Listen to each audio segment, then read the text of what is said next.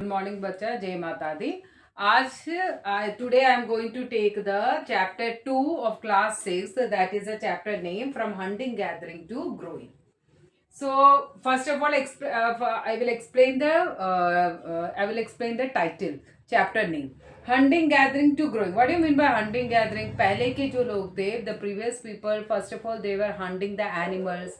They were gathering the fruit. Then after that, slowly they started to settle down near the river.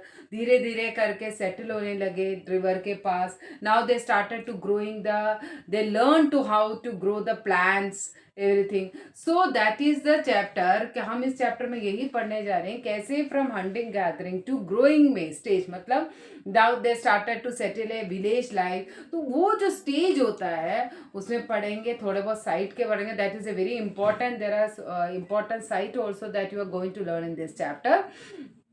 So let me start. We will start. Okay. First slide.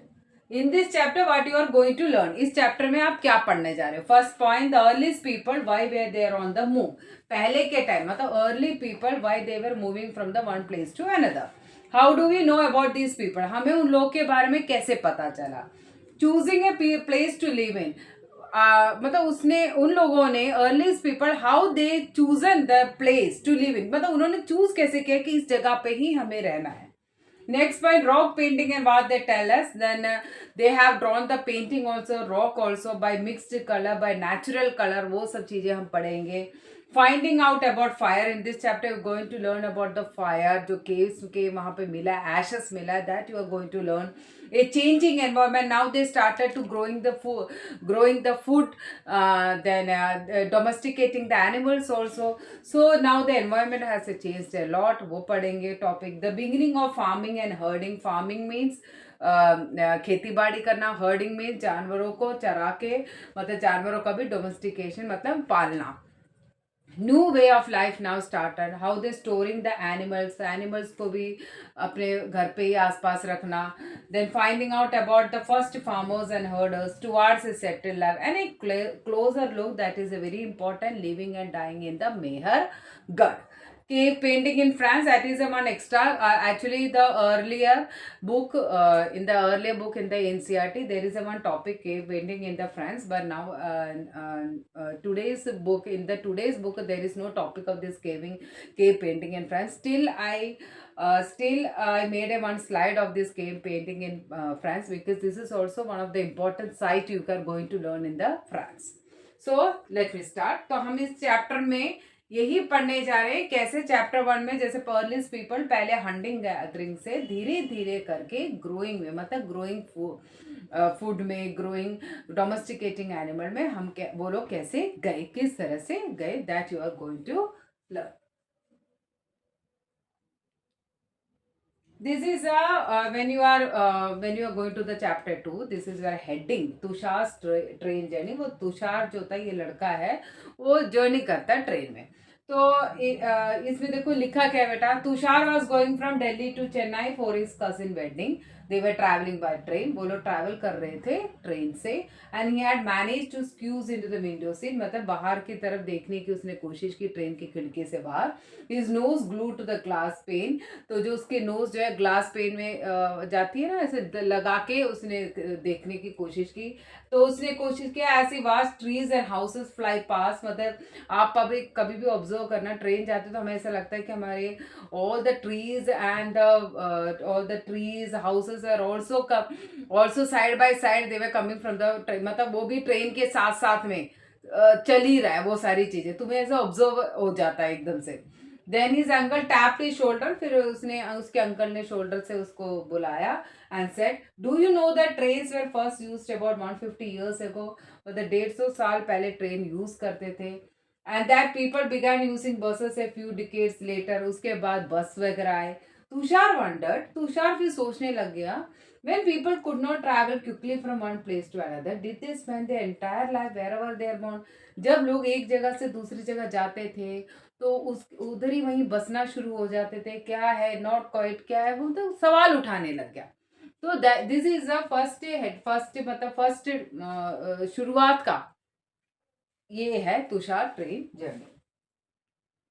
Now the first topic, the earliest people, why were there were more who are hunter gatherers? Who are hunter gatherers? Everybody knows that. You also know that. You also got the idea in the chapter one.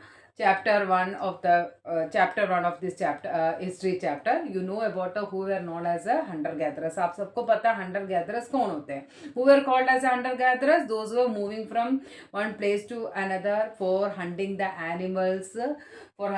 animals, gathering the foods, that they were known as a hunter gatherers. hunter gatherers कैसे किसको कहते हैं बेटा? जो जानवरों को Hunt करते, शिकार करते हैं, एक जगह से दूसरी जगह जाते हैं, खाने को जो भी ट्रीज में से बेरीज वगैरह कुछ भी मिल जाए उसको गैदर इकट्ठा करके फिर उसको खाते हैं. Those were people known as a hunter gatherers. Here I made a such as like a flow chart type में. बीच में लिखा है hunter gatherers.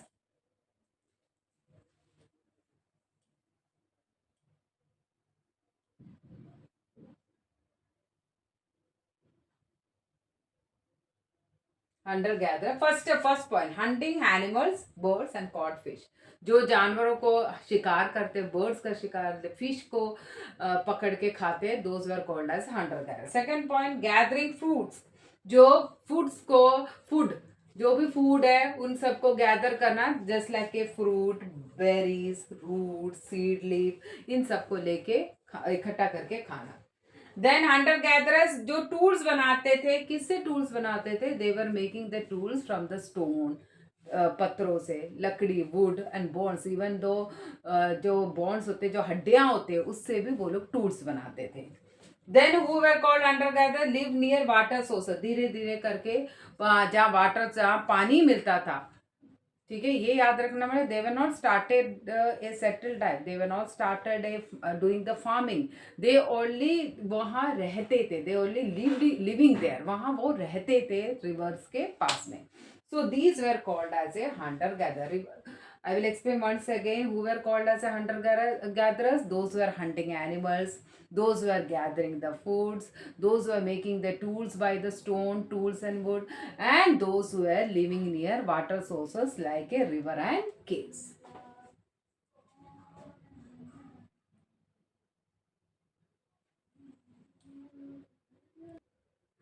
Now this is a second next slide. What is the life of a hunter gatherers? मतलब उनके life कैसी होती थी? First point, in search of food, as a would finish the food in one place. In search of food माने एक जगह जब रहते हैं, when they were staying in the one place, obviously बेटा their food will be finished off. एक जगह जब रहते हैं तो उनका खाना खत्म हो ही जाता है. तो they start to searching the food from one place to, फिर एक उसी जगह को छोड़ के दूसरी जगह चले जाते हैं. Though that is the life of hunter gatherers. Second point, hunting animals move from place to place following these animals. मतलब hunting animals माने जानवरों के तलाश में जहाँ जहाँ जानवर जाते थे, they were following that animals. जहाँ जहाँ जानवर जाते थे, they were going side by side. उसके साथ साथ वो भी लोग निकल जाते थे for hunting animals. Third point क्या है बेटा? Searching for seasonal fruits and plants and more. जहाँ पे सीजनल फ्रूट्स मिलते हैं, उन्हें लगता है it is edible for their food, उनको खाने की चीज़ उन्हें लगती है, वो जहाँ जहाँ सीजनल फ्रूट्स वगैरह मिलते थे उसके तलाश में वो एक जगह से दूसरी जगह जाते थे. The next one is search of water. Wherever there is a water, they need the water. They need the water to drink. They need the water to everything. Water is a main important source. सो जहाँ पानी मिलता था वहाँ ठहरने लगते थे. Seasonal rivers, what you mean bye seasonal rivers? Seasonal rivers होता है बेटा जहाँ सीजन के अकॉर्डिंग टू पानी आता है. जब ठंड होती है तो ज़्यादा पानी आने लग जाता है, that is called as seasonal river. What you mean by perennial river? Perennial river means those rivers which have the water throughout the year. जो पूरे साल में जो पानी रहता है, that is called as perennial river. For example Ganga river, their tributaries, Yamuna river, these rivers are called as a perennial river. Did you clear about the perennial river? Perennial river are those rivers which have the waters throughout the year. जो पूरे साल जब पानी रहता है, that river is known as a perennial river, जिसे हम लोग कहते हैं river Ganga, river Yamuna. These are called as a perennial river. वो कभी सूखता ही नहीं है. How do we know about these two people? अब हम लोगों को इनके बारे में कैसे पता चलेगा? हम लोग को पता करने के लिए भी तो कुछ चीज़ चाहिए. First of all stone tools. मैंने in the early slide also I told you that they were making the tools by the stone, woods and boards. तो पहली चीज उन्हें कैसे हमें लोगों को पता चलता है by the stone tools. Stone से बनाए हुए जो टूल्स है उससे पहले के टाइम थोड़ा मोटा मोटा करके टूल्स बनाते थे, फिर उन्होंने थोड़ा मीडियम कर दिया which is use for the hunting animals which is comfortable for their life. तो उनको उस तरह से उन्होंने शेप करना शुरू कर दिया स्टोन्स को. Then at last fine grain tools बनना शुरू कर दिया. तो first of all how do we know about this people? By the stone tools. These stone tools were used to. अब ये stone tool किस चीज के लिए यूज करते थे? First point.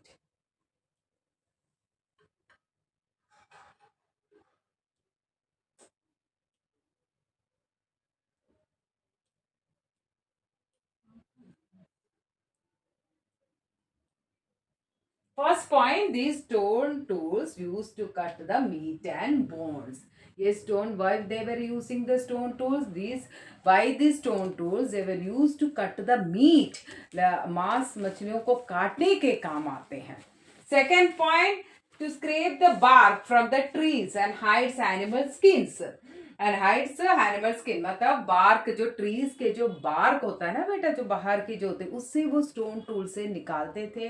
देन वो उस एनिमल स्किन को निकालना. Why they were scraping this bark and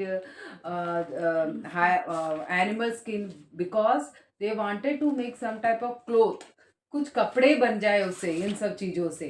तो that is why they were scraping the bark. इसलिए वो ट्रीज के बार्क से निकालना. एनिमल स्किन, मरने जब हंट करने के बाद, मारने के बाद उसकी स्किन निकाल देते. They were removing the skin from the animals.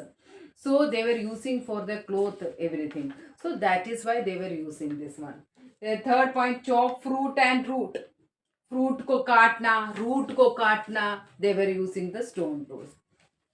Fourth point, to make spear and arrows for hunting. Spears माने होता है बाला, जिससे हंट कर सकते हैं. तो उसके जो आगे की चीज होती है, that was made by the stone tools. That was very sharp also, कि एक ही बार में जानवरों को मार दिया जाए.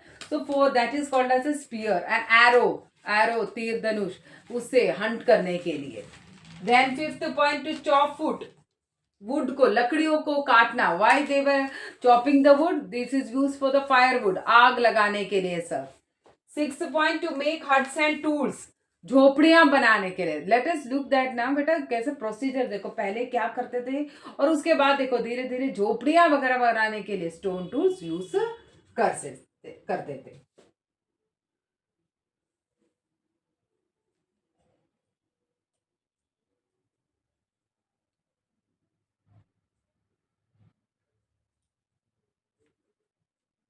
Now stone tools may also have been used for. Stone tools और क्या काम करते थे? फर्स्ट वन देखो बेटा, लेफ्ट साइड में जो है आपका, डिगिंग द ग्राउंड. ग्राउंड को खोदने के लिए. To collect edible roots. What do you mean by edible? Which is fit for food, which is a useful, that can be eat, which are not poisonous. जो poisonous नहीं होता, that type of food is called as a edible, जो हम खा सकते हैं. क्योंकि early people देवर just, वो क्या करते थे, they were just picking the fruit and just eating. But most of the people at that time also, most of the people were died because they don't know which fruit is a poisonous, which fruit is a non-poisonous. सो धीरे धीरे करके उन्हें पता चलने लग गया. तो जो एडिबल चीज़ है, जो रूट से, नीचे से भी, ज़मीनों से भी बहुत सारी चीज़ें खाने को मिल जाता है, रूट्स वगैरह खाने को मिलता है, तो उनको पता चलता है. Now they were able to recognise that which one is a good for there, which one is not good. तो edible, what do you mean by edible trees, sorry edible roots which were non poisonous. जो non poisonous होते हैं, that food is called as a edible roots. तो edible roots खाने के लिए. Second one, stitching the cloth. Animal skin को निकाल के, मैंने पहले बोला, by the end removing the animal skin they started to stitching and they started to making just like a cloth. कपड़े बनाने के लिए उन्होंने यूज करना शुरू कर दिया. Where they lived, obviously everybody know that बेटा, they live near the sources of water. जहाँ पानी मिलता है वहीं पे वो पास में रहते थे. Look at this map. This is very important map बेटा.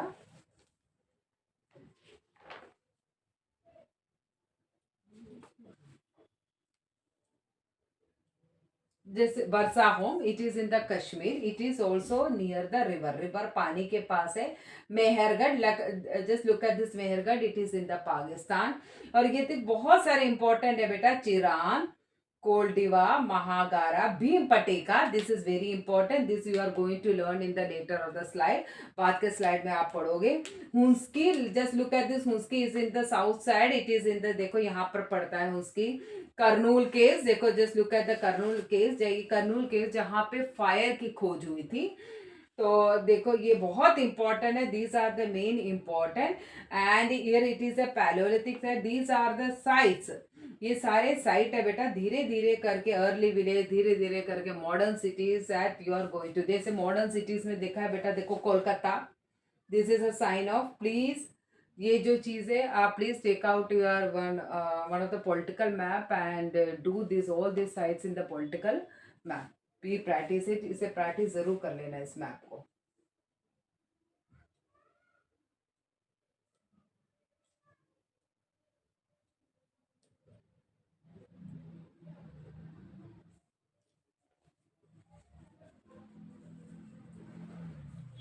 नाउ रॉक पेंटिंग है, what they tell us, rock painting माने पहले के लोग जो होते हैं, बुक कॉपी ऐसा कुछ नहीं होता है, तो they started to whatever they were doing in their daily life, they were use to draw in the rock.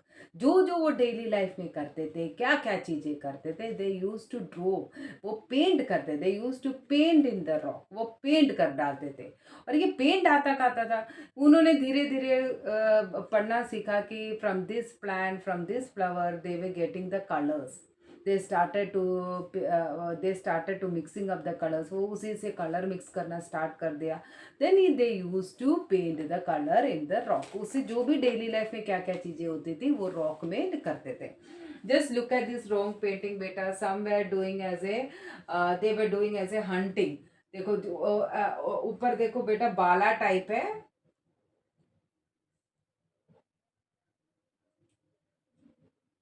ऊपर देखो बेटा ये बाला टाइप है, देखो जैसे स्पीयर टाइप है, they start to use the hunting animals, that is this picture, this painting is illustrate set, हमें ये समझाया जा रहा है पेंटिंग में कि हंटिंग हो रही है। देखो सारे ग्रुप में जा रहे हैं, even though they were most of the people are there, that means they were hunting the animals in a group, group में जाके करते हैं। इवन दो जैसे जानवरों को भी देखो, जानवरों को जानवरों के ऊपर बैठ के जाते हैं, ये देखो हॉर्स वगैरह होंगे, उसके ऊपर किसी ना किसी जानवर के ऊपर बैठ के जा रहे हैं। This is a painting, clear everybody.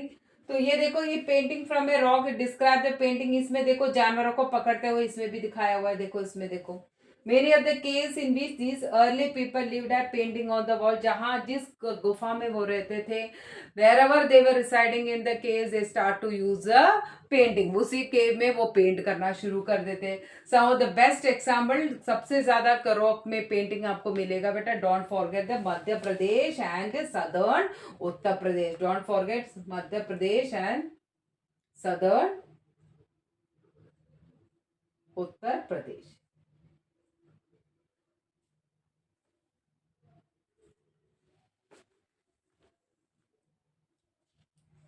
Next one बेटा, this is a very important, Bhimbetka in present day Madhya प्रदेश, जो आज के मध्य प्रदेश में भीम पटेका वहाँ केव है जिसमें रॉक पेंटिंग्स मिले हुए हैं।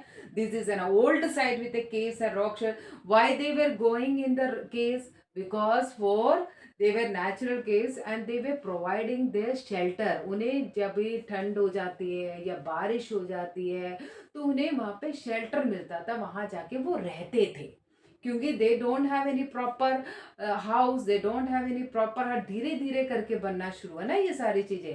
तो they were only they were moving from one place to another, they were travelling from one place to another. तो जब भी बारिश आ जाए, जब भी कोई तूफान आ जाए, जब भी ठंड लगने की मौसम हो जाए, तो they use to stay inside the cave, और केव में करने के बाद they were not going anywhere, वो कहीं जाते तो थे नहीं। तो what they were doing, they were using this rock painting, they were use to do the painting in the rock, whatever they were doing in the daily life, जो भी वो उनके लाइफ में जो चल रहा है वो सारी चीजें रॉक पेंटिंग में करते थे।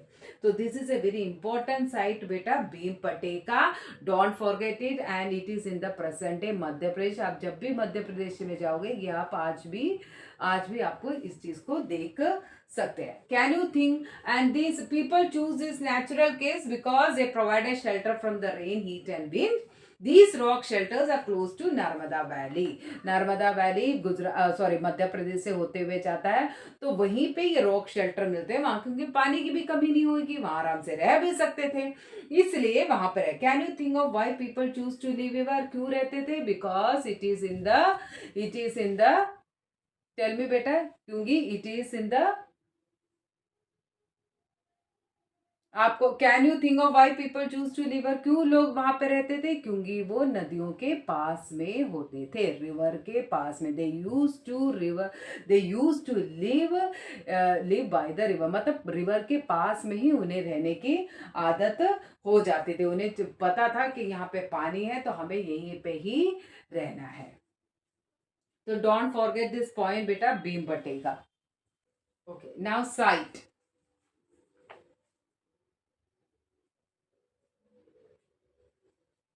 साइट माने जगह जहां जहां से चीजें मिली है. कौन कौन ऐसे साइट किसे बोलते हैं? Site are the places where the remains of things, मतलब जो भी चीजें जो यूज करते थे, those things that were using by the earliest people, that place were known as a site. उसको बोलते थे साइट. जहाँ पे उनके टूल्स मिले, वेपन्स मिले, पोर्ट मिले, बिल्डिंग बना है, that is called as the site. Did you understand about the बेटा साइट? साइट पता चल गया किसे कहते हैं? साइट वो होता है जो उस जगह को मिलता है जहाँ पे हमें रिमेन, जो भी चीज उन्होंने यूज की है वो सारी चीजें मिली है. Second point, these were made, use and left behind by people. ये लोगों ने बनाया, फिर उन्होंने वहीं छोड़ के they were use to travelling to another place. Third point, these may be found on the surface of the earth, buried under the earth or sometimes even under water. ये चीजें कभी कभी तो अर्थ के ऊपर मिला हुआ है, समटाइम्स वो कैसे जमीन के नीचे से मिला हुआ है, कभी कभी पानी के अंदर भी ये सारी चीजें मिली हुई है. That is known as a site. Finding out about fire. Now आग का खोज, दिस इज वेरी इंपॉर्टेंट. आग की खोज कैसे मिली है? They archaeologist have found the ashes. Ash माने होता है राख, जलने के बाद जो राख होती है ना बेटा, उसे कहते हैं ऐश. तो वो जो एशेस है, they have been found where on the बेटा, where on Kurnool caves. Don't forget the name, Kurnool caves. And look at the map बेटा, ये तो रिसेंट मैप है, इसलिए आपको अच्छी तरह पता चलेगा. Kurnool here it is.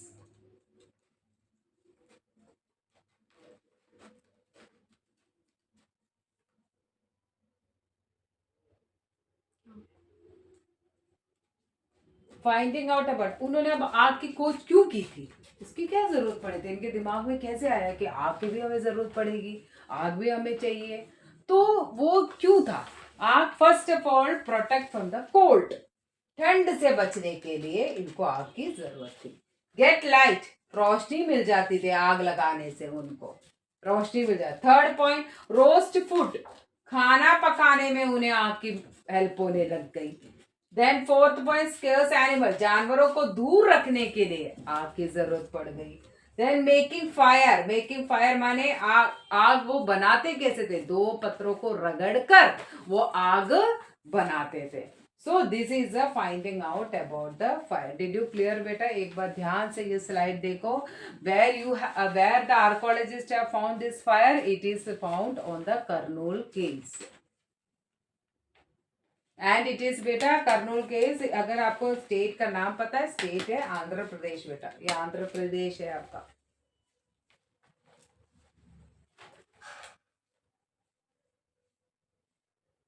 Clear?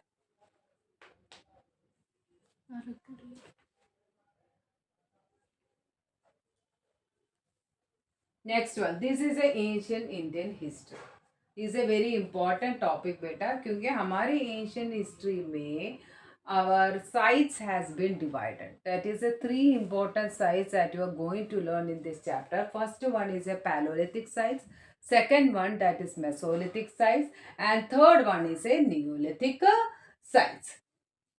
Palaeolithic sites, mesolithic sites and neolithic age, उनकी एज में काफ़ी डिफरेंस था। सबसे बड़ा जो था, सबसे बड़ा life span of a human history था, दैट इज़ ए पैलोलिथिक, क्योंकि धीरे धीरे उठना सीखा, चलना सीखा, खाना खाने सीखा। तो वो एक एज जो था बेटा, मेसोलिथिक एज तक तो they use to learn how to roast the food, how to make the fire. वो धीरे धीरे उस टाइम तो उन्होंने पढ़ना सीख लिया था। सो दैट पैलोलिथिक एज जो था, दैट इज ए वेरी मतलब वेरी लाइफ स्पाइन, मतलब काफ़ी लंबा टाइम था ह्यूमंस के लिए in the human history. So that is a Paleolithic age, Mesolithic age and Neolithic age. Mesolithic age is also as a stone age, because during that time Mesolithic age, the stone is age to be used to be become as a very sharp, very thin, मतलब पतले पतले stone बनने लगे थे, tools बनने, बड़े sharp tools बनने लगे थे, जिसे हम माइक्रोलिथ कहते हैं। That is done in the mesolithic as.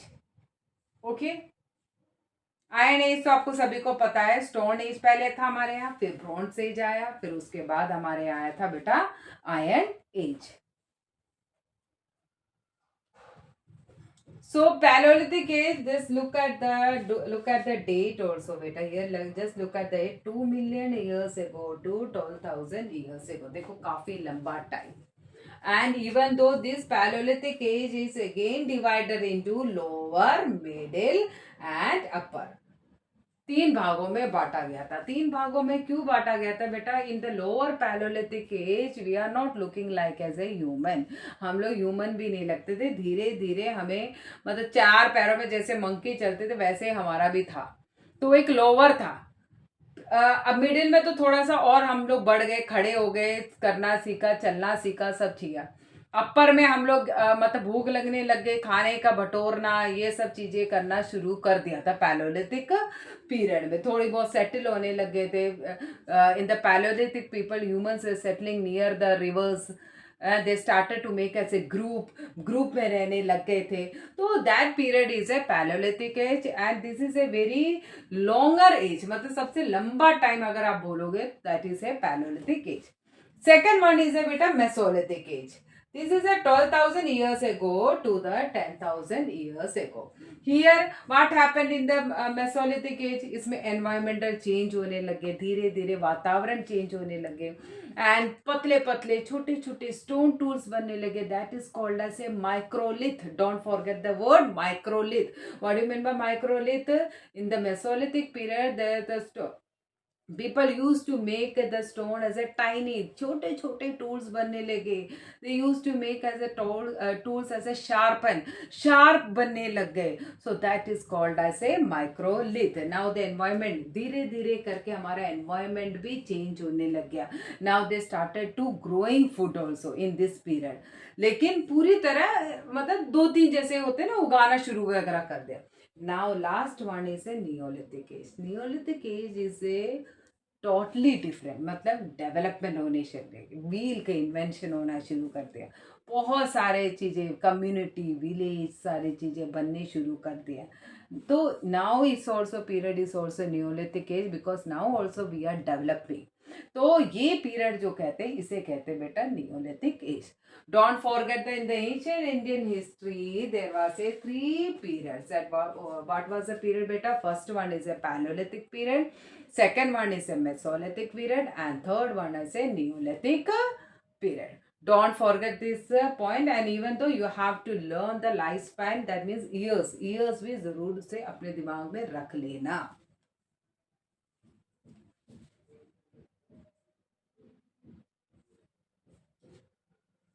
Next one is है बेटा चेंजिंग एनवायरनमेंट। अब ऑब्वियसली जब लोग जो हंटर गैदरर्स थे, वो धीरे धीरे करके खाने को मतलब खेती बाड़ी करना शुरू कर दिए। They use to learn the farming, they use to learn the herding, that mean domesticating animals. Obviously environment तो चेंज होगा। आज भी देखो बेटा कितना कुछ लोग करते हैं, that is why our environment has changed a lot. अभी देखो ठंड जो है कम हो रही है और गर्मी ज़्यादा बढ़ रही है, तो because of this changing environment, because lots of pollutions are there. तो इसलिए जब इंसान कुछ ना कुछ आगे बढ़ता है तो एनवायरनमेंट भी चेंज होने लग जाता है। सो changing environment, Around 12,000 years ago, there were major changes in the climate of world which led to the development of grassland in many areas. 12,000 years ago तक से पहले तो पैलोलिथिक पीरियड था. 12,000 तो मेसोलिथिक पीरियड हो गया.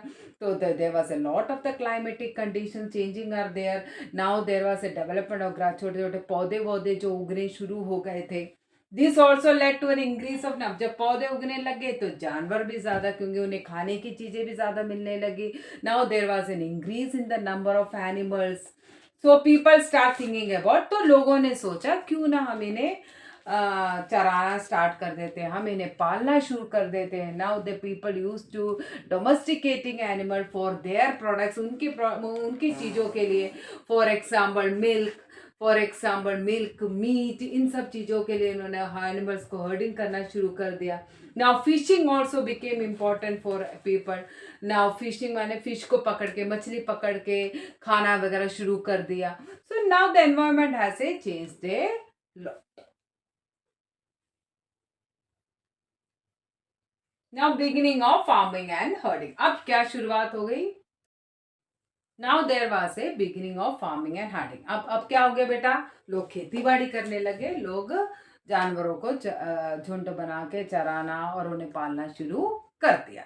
अब धीरे धीरे देखो बेटा, जो फर्स्ट से हमने पढ़ा था कि लोग people use to travel from one place to another for they are gathering food for the hunting animals. Now they start to growing food. अब वो खाने को, जो उन्हें खाना है उन्हें उसे उगाने लग गए.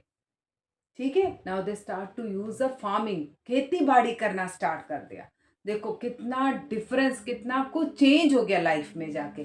Now beginning of agriculture including wheat, barley and rice group. धीरे धीरे करके देखो बेटा, व्हीट, उन्हें पता लगे व्हीट है ये खा सकते हैं. Barley, rice, collecting this grains as a food. अब ये ग्रेन्स को खाने के यूज के लिए वो यूज करते थे. Use to collect this grains as a food, खाने के लिए यूज कलेक्ट करते थे. Learn where they grew and when they ripen. उन्हें ये समझ आ गया कि हमें इन्हें उगाना कहाँ पर है. They use to, that is why they live near the river, because they know that they knew that the people whenever they were doing the farming, the soil should be become as a fertile. That is why they used to stay near the river. उन्हें पता चल गया नदी के पास में रहेंगे तो सॉइल फर्टाइल होगा, वहाँ फार्मिंग कर पाएंगे. उन्हें ये भी पता कब पकेगा.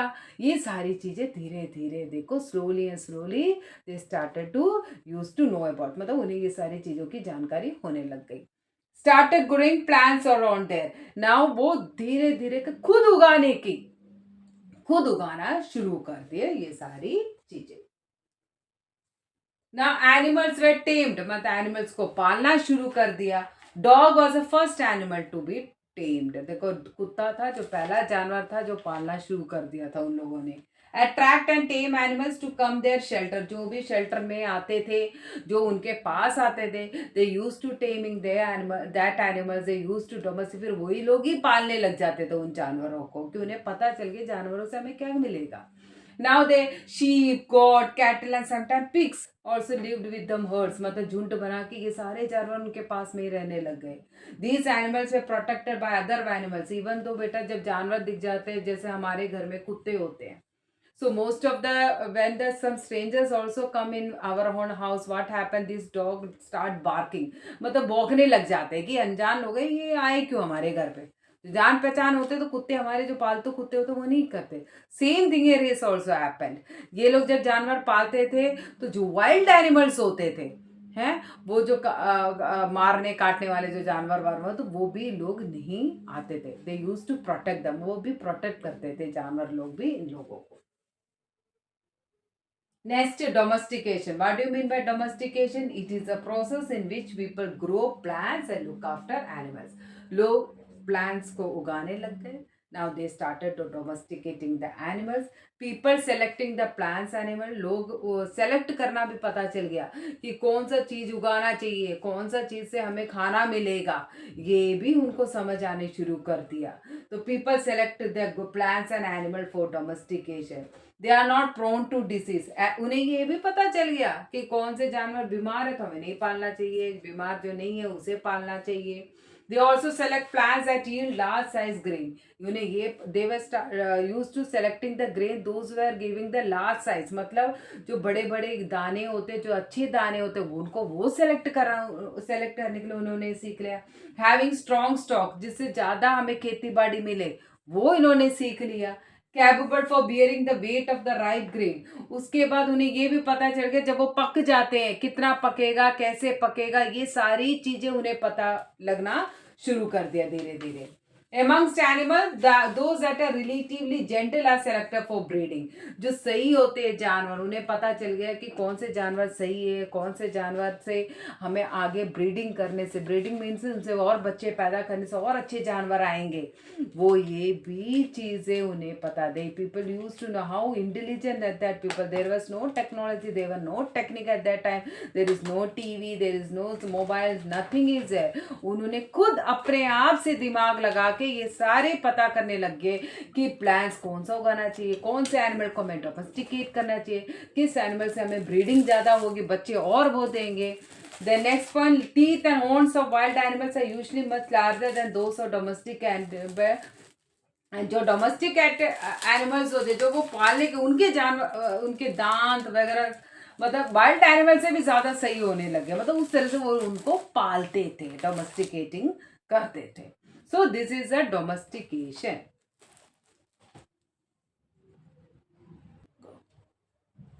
Okay, now we are going to the next slide.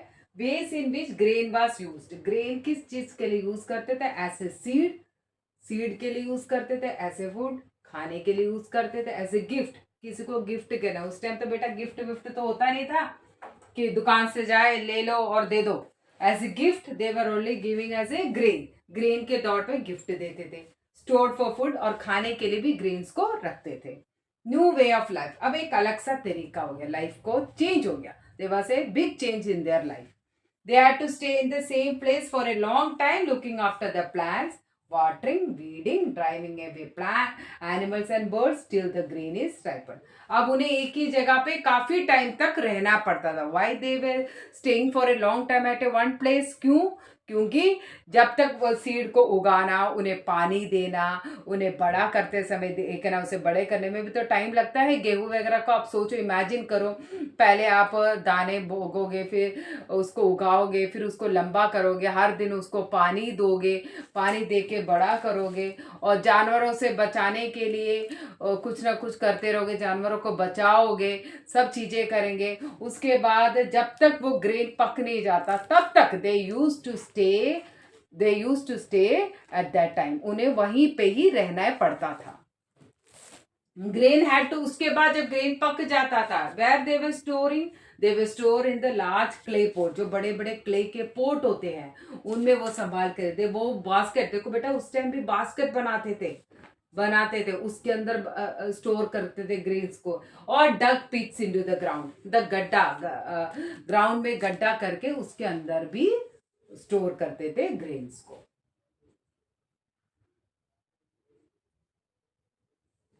Now storing animal मतलब जानवरों को भी स्टोर करके रखते थे.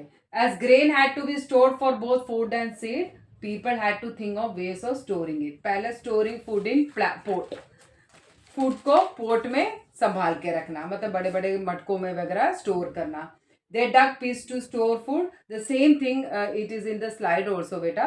दे डग पीस टू गड्ढा बना के रखना, बास्केट्स बना के रखना. And even the animal also become important source, so they want to store the animals also for their milk, meat, everything, whatever getting. Finding out about the first farmers and herders. सबसे पहले archaeologist को farmers के बारे में कैसे पता चला, मतलब कहाँ पता चला, that you are going to learn in this slide. First of all, archaeologists have found evidence of early farmers and herders from the northwest, that is in the present day Kashmir, and in east and the south India. सबसे पहले present day Kashmir में, बरसा home, इन सब जगहों पे सबसे पहले farmers and herders मिले थे बेटा. One of the most exciting find include remains of burn grain. वहाँ लोगों को ग्रेन्स, जले हुए ग्रेन्स मिले थे. किन लोगों को मिला था बेटा? Archaeologist. And who were called as archaeologist? somebody can say who were called as archaeologists? Those who are finding the things from the remains of the remains of pot tools, इन सब चीज़ों से जो जानकारी मिल जाती थी, those were people were called as a archaeologist. Scientists can identify these grains, and so we know that a number of crops were grown in the different parts of the स्काबल. जब साइंटिस्ट वालों ने grains को identify किया तब उन्हें पता चला ये जो क्रॉप्स है कई जगहों में उगना शुरू कर दिया था. Towards a settled life, that is the Barsa home. Barsa home is in the present day Kashmir. Towards a settled life मतलब एक जगह पे ठहरना शुरू कर दिए लोग. People build pit houses, गड्ढे बना के घर बनाने लगे. ओबियसली बेटा उस टाइम भी ठंड तो होती थी, ऐसा तो नहीं है ठंड नहीं होता, स्वेटर वेटर थोड़ा ना उस टाइम इतना अच्छा बढ़िया बढ़िया मिलता था.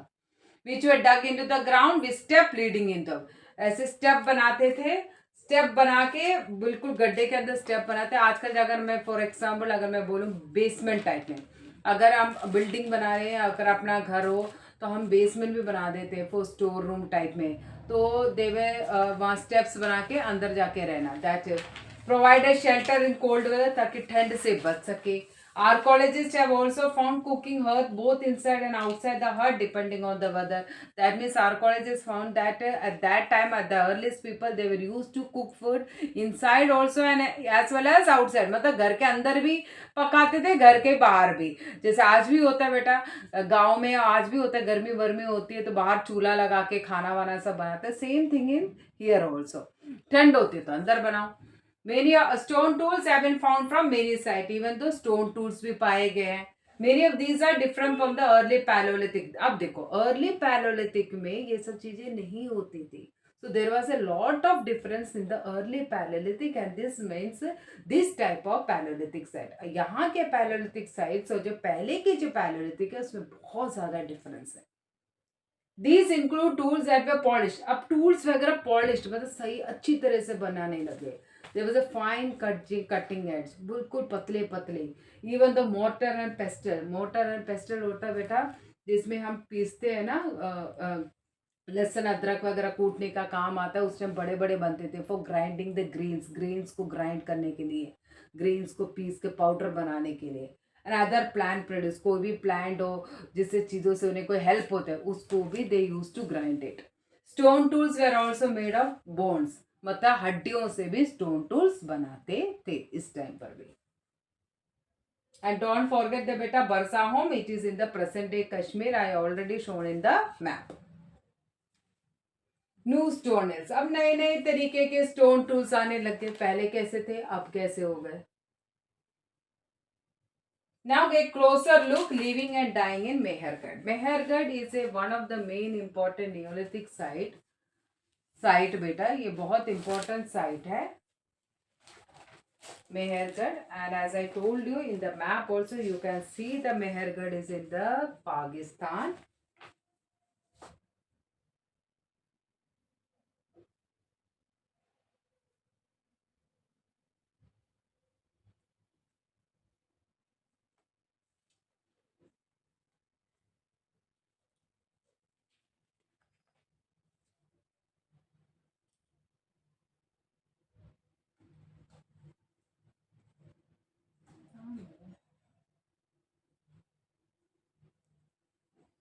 Mehergarh is in the Pakistan beta. This site is located in a fertile plain near the Bolan Pass, which is one of the most important route into Iran. यहाँ पे एक बोलन पास है बेटा, यहीं से होते हुए ईरान जाते हैं और यहीं पे ही हमें मिल जाता है मेहरगढ़.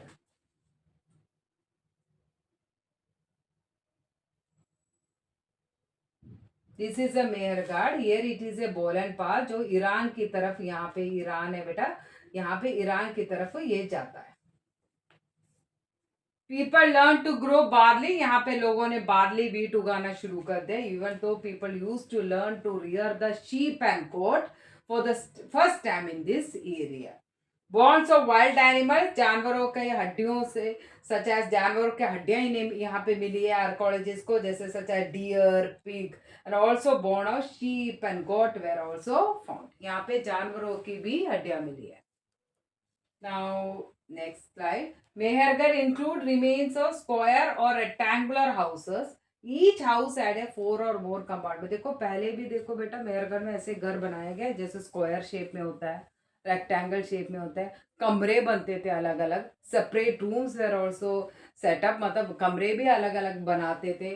सम ऑफ द कुछ कमरे जो है, some of the room they use to living, मतलब रहने के लिए। Some of the room they use to store the grains, store room as a store room करके बनाते थे। ऐसे भी देखो पहले के लोगों में देखो अपने आप कैसे अक्ल आ जाती है, पहले कैसे दिमाग चलता था। People believe that there is some form of life after death, वहाँ के लोग ये यूज सोचते थे मरने के बाद भी लाइफ होता है। So what they were doing बेटा in the Mehrgarh, the dead person were buried with a goat which were probably meant to serve as food in the next world। जब भी कोई मर जाता था उनके साथ जलाने के लिए उनके साथ गोट को भी डाल देते थे, क्योंकि उन्हें लगता था मरने के बाद भी लाइफ होता है, तो वो एज ए फूड मतलब खाना मिल जाएगा उन्हें। That is they this was also belief of the Mehrgarh people. Clear? Next है, लास्ट है टॉपिक है बेटा, केव पेंटिंग इन फ्रांस। ये फ्रांस में ये केव पेंटिंग मिली। देखो केव पेंटिंग में देखो जानवरों को दिखाया गया। वेरी प्लीज बेटा clearly look at the slide. देखो जानवरों को, ये केव के अंदर बनाया हुआ है। Discovered by 4 school children more than 100 years ago. 100 साल पहले किसने डिस्कवर किया था? 4 स्कूल के बच्चों ने इन्हें मिला था ये चीज। पेंटिंग ये कब की है बेटा? Painting was made between 20,000 10,000 years ago. Many of these where animals painted in bright colours, मतलब अच्छे कलर से सब बनाया हुआ पेंटिंग है। लुक एट दिस बेटा पेंटिंग, देखो अच्छे अच्छे कलर यूज कर रखे, देखो ब्राउन ब्लैक ऐसे कर मिक्स करके ग्रे करके देखो कैसे बनाया हुआ है केव पेंटिंग को। Colours way made from minerals, minerals होते थे ओचरी और आयरन और चारकोल, ये सारे जो होते थे मिनरल से, इससे वो कलर करते थे ये सब चीजें।